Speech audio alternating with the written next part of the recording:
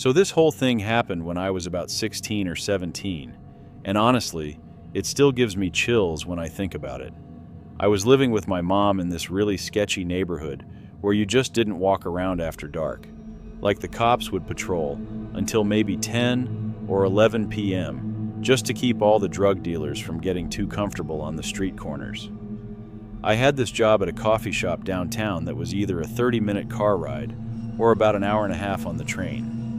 Since the train station was only a few blocks from our apartment, and my mom was usually either dead tired from working double shifts or too drunk to drive me anywhere, I basically lived on that train. My schedule was pretty brutal. I'd start work at 3 in the afternoon and wouldn't get home until after midnight, doing this 4 nights a week while still trying to keep up with high school. You get to recognize the same faces on the train when you ride it that much, but nobody really talks to each other. It's just that unspoken commuter thing where everyone keeps to themselves. So on this particular night, I got stuck at work way later than usual because some customers just wouldn't leave after we closed, which meant I missed my regular train home. The next one wasn't coming for another hour, and since I had no money for an Uber or anything, I was basically stuck sitting at this empty train station in the middle of the night. That's when this older guy showed up, walking kind of unsteady like he'd been drinking, and my first thought was just another homeless drunk looking for somewhere warm to crash on the train. His face looked sort of familiar, but I figured I'd probably just seen him around on my commute before. Then he started walking straight toward me, which immediately put me on edge. He wasn't slurring his words or anything, but there was something about the way he stared at me that made my skin absolutely crawl. He asked me why I was out so late by myself, and since we were completely alone and he was way bigger than me, I didn't want to risk making him angry by ignoring him. So I told him I was waiting for the train, and when he asked which one, I lied because something told me not to give him real information. The trains ran on different colored lines, and while I always took the blue line home, I told him I was waiting for the green line. He actually looked up at the schedule posted above the benches and said the green line would be there in 15 minutes, then offered to wait with me. Those 15 minutes felt like the longest of my life, especially when he asked me something that made my blood run completely cold. He wanted to know how long I'd been working at Bean There Cafe. The thing is, I never told him where I worked. I tried to keep my voice steady when I said about a year, but he just smiled and said something like it felt like a whole year already, as if he'd been keeping track of me this entire time. When the green train finally arrived, I felt like I had no choice but to get on it, hoping maybe I could just say goodbye, and that would be the end of it. But no. Suddenly he decided he was taking the green line too, and followed me right onto the train, sitting directly behind me.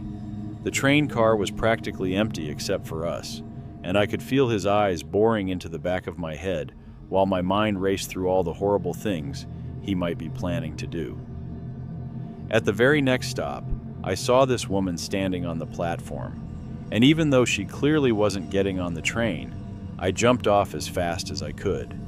Of course he followed me, so I quickly sat down on a bench right next to her, close enough that she'd definitely notice if something went wrong. The creepy guy must have noticed I was sniffling from the cold and my allergies, because he asked if I was getting sick and pulled out these weird pills, claiming they'd help with my cold. I made sure to say really loudly that I don't take medicine from strangers, hoping the woman would hear me and understand something was wrong. She looked over at me, and I could tell from her expression that she got it. When my actual train, the blue line, finally showed up, the woman gave me this look that clearly meant I should follow her, so I got on right behind her.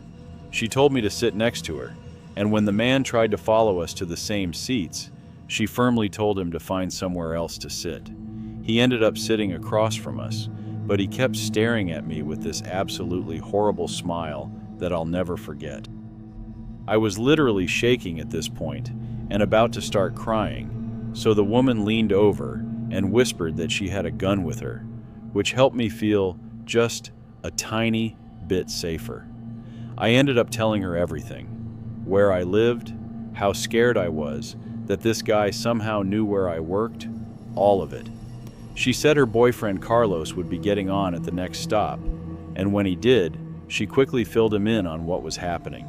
He immediately said he'd walk me home, and she assured me he was one of the good guys. Both of them stayed with me until we got to my stop, and just as we were about to get off, the creepy man called out with that same sick smile, asking if this was where I got off. I didn't even look at him, just hugged the woman tight and thanked her through my tears, while Carlos and I got off the train as quickly as possible. When I looked back through the train window, I could see the woman had actually pulled out her gun and was blocking the door to make sure the guy couldn't follow us. That's when I completely lost it and started crying from pure relief, while Carlos walked me all the way home, talking about normal stuff like his warehouse job and his kids to help calm me down. He even waited until I was safely inside our building before he left. I still get chills thinking about what could have happened that night if those two complete strangers hadn't stepped in to help me. I never saw that creepy man again, and eventually I stopped constantly looking over my shoulder everywhere I went. But I'll never forget that unsettling smile or the terrifying realization that he somehow knew way more about me than any stranger ever should.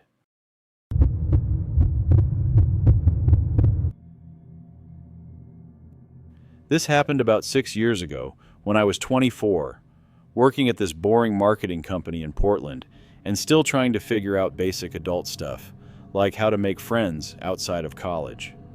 My coworker Sarah had invited me over to her new place in Beaverton after she'd just broken up with her boyfriend and moved out to the suburbs because rent was cheaper.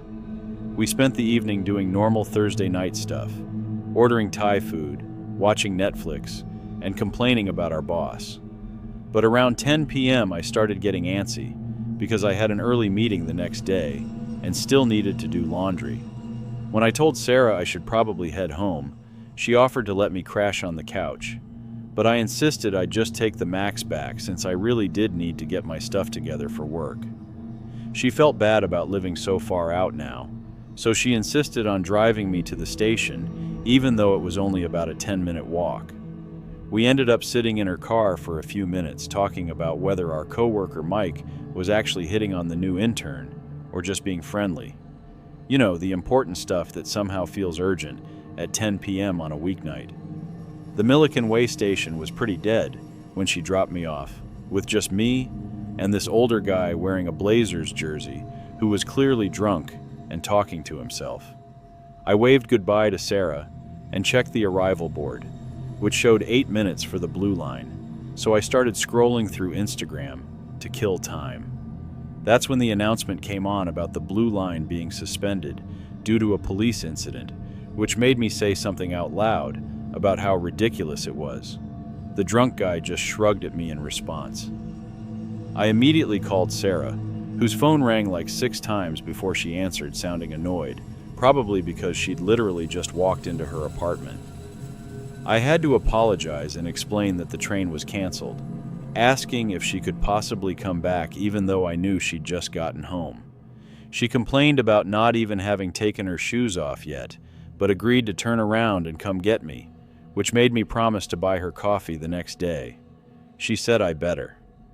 After hanging up, I started pacing around the platform because I was cold and frustrated. My phone was dying, and I knew Sarah was going to be annoyed with me for the rest of the night.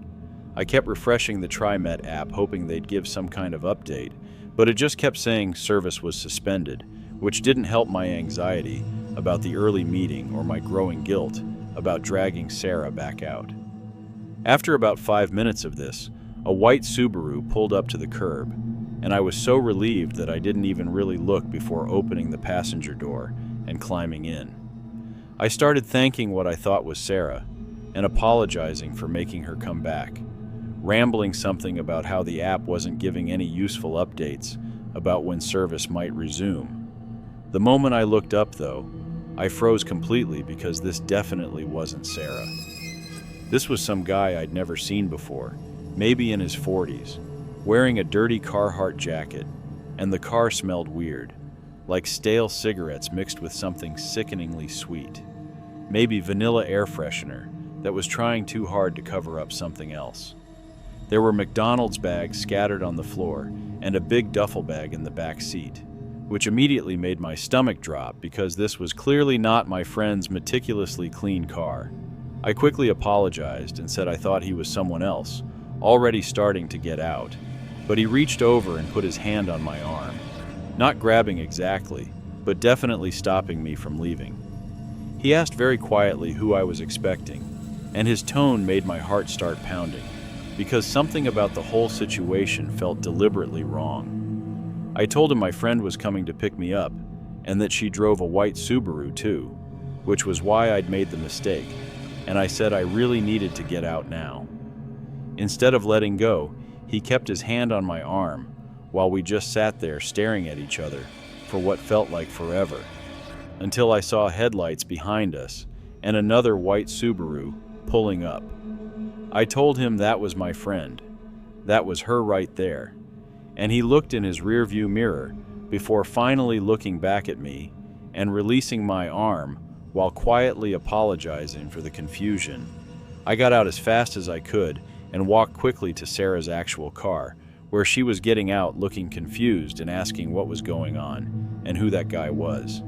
I said I didn't know, wrong car, and asked if we could just go, which we did after I explained what had happened during the drive. Sarah kept saying how weird it was and asking why he was just sitting there and whether he was waiting for someone, but I honestly had no answers for her. We drove in silence for a minute before Sarah mentioned something that made everything feel even stranger. When she was driving back to get me, she'd noticed that same car parked at the McDonald's across the street, just sitting there with the lights off. I didn't know what to say to that because it meant he'd been watching the station for a while, not just randomly passing by when I got in his car. We never figured out what the guy was doing there, or why he grabbed my arm, or why he'd been sitting in that McDonald's parking lot watching the train station. Maybe he was confused too, or maybe he was waiting for someone else who was supposed to get in a white Subaru, or maybe he was just lonely and thought I looked familiar.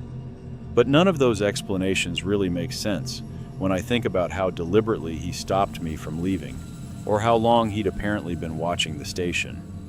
Sometimes I still think about that duffel bag and wonder what was in it. And I always double-check license plates now before getting in any car, even Ubers, because that night taught me how easy it is to make assumptions that could put you in danger.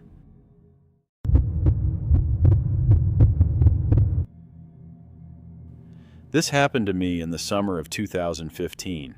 I was dating a guy who lived in the city, and I was living at home at the time in the suburbs. Neither of us had a car, and since I lived at home with my bedroom right next to my grandma's, I always went to him. I'd take the subway to his place every week and stay for the couple of days I had off from work. To get to his apartment required taking 2 trains. One day, I was headed to see him. It was super hot out, and I was wearing a skirt with straps, a crop top, and knee-high socks. Hey, I wanted to look cute. I guess I feel this is important, as I probably stood out in this outfit. Unfortunately, I probably should have been more careful about what I was wearing, which sucks. Anyway, I'm on the first train, and after a few stops, I notice a man get on. I kind of couldn't not notice him, as he chose to stand right in front of where I was sitting and stare at me, rather than take an empty seat. It made me feel weird. The man in general gave me a very creepy vibe. He was probably in his 40s, looked unkempt, but otherwise was kinda just a basic-looking white dude whose face I can't even picture now. So I get off at the last stop and head through the station to where I need to catch the second train, but I notice this guy is following me, which at first I figured wasn't a big deal. He could have been just going to the same place.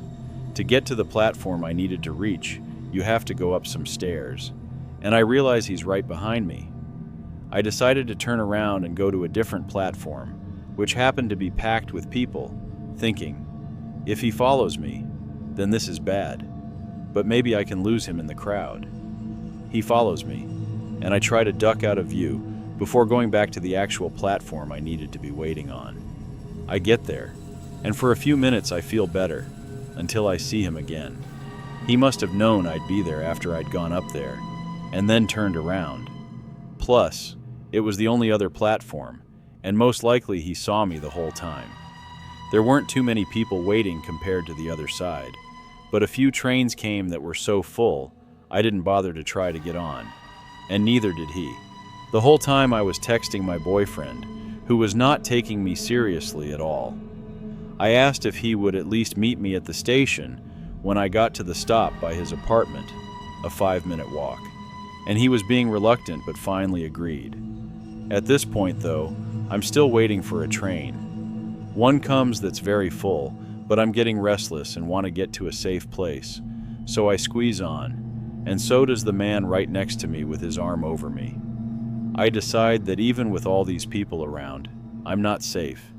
So right before the doors close, I hop out, and the train leaves with the guy on it staring at me as it pulled away.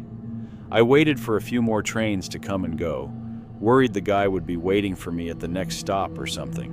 I got on a train finally, paying attention to everyone who got on at each stop. He never did, and I made it to my stop, greeted by my boyfriend, who seemed put out by having to walk over. He was an ex-boyfriend and was generally kind of shitty. I'm really proud of myself for getting off that train at the last second. I don't know how much danger I was in, but I know that man was following me, and definitely wasn't for any wholesome reason. And despite being in public, I feel like if he had tried anything, no one would have done shit, and I am a very small and not strong person.